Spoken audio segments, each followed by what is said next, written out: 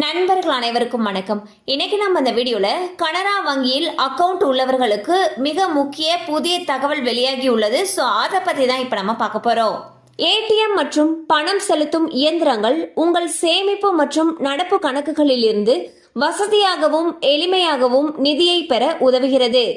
எந்த நேரத்திலும் எந்த இடத்திலும் பணத்தை எடுக்க இது உங்களை அனுமதிக்கிறது. இருப்பினும் ஒரு காலகட்டத்தில் நீங்கள் செய்யக்கூடிய பரிவர்த்தனைகளுடைய எண்ணிக்கை மற்றும் ஏடிஎம்மில் இருந்து ஒரே நேரத்தில் நீங்கள் எடுக்கக்கூடிய அதிகபட்ச தொகைக்கு வரம்புகள் உள்ளன. ஏடிஎம் திரும்ப பெறும் வரம்பு என்பது ஒரு குறிப்பிட்ட காலப்பகுதியில் ஒரு தனிநபர் தனது சேமிப்பு அல்லது நடப்பு கணக்கிலிருந்து எடுக்கக்கூடிய அதிகபட்ச பணத்தை குறிக்கிறது. அதிகபட்ச வரம்பு வங்கிக்கு வங்கி மாறுபடும் மற்றும் வங்கி கணக்கின் வகையை பொறுத்தும் மாறுபடும்.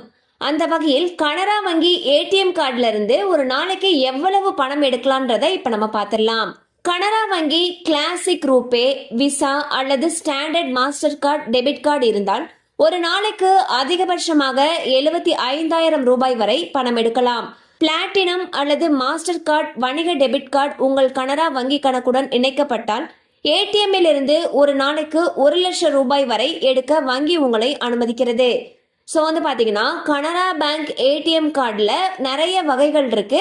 அதில் உங்களுடைய ஏடிஎம் கார்டுடைய டைப் பார்த்தீங்கன்னா கிளாசிக் ரூபே, விசா அல்லது ஸ்டாண்டர்ட் மாஸ்டர் கார்டு இந்த மாதிரியான டெபிட் கார்டு நீங்கள் வச்சுருந்தீங்கன்னா ஒரு நாளைக்கு அதிகபட்சமாக ஏடிஎம்ல இருந்து 75,000 ரூபாய் வரைக்கும் பணம் எடுக்கலாம்னு சொல்லியிருக்காங்க.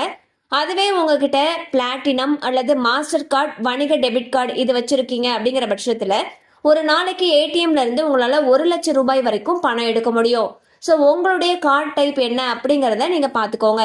கண்டிப்பா அந்த அப்டேட் உங்களுக்கு பயனுள்ளதா இருந்திருக்கும் நம்புறோம். மேலும் இது சம்பந்தமான அப்டேட்ஸ் உங்களுக்கு தேவைப்படுச்சுன்னா உங்களுக்கு அருகில் இருக்கக்கூடிய வங்கி கிளையை அணுகி விவரங்களை கேட்டு தெரிந்து கொள்ளலாம்.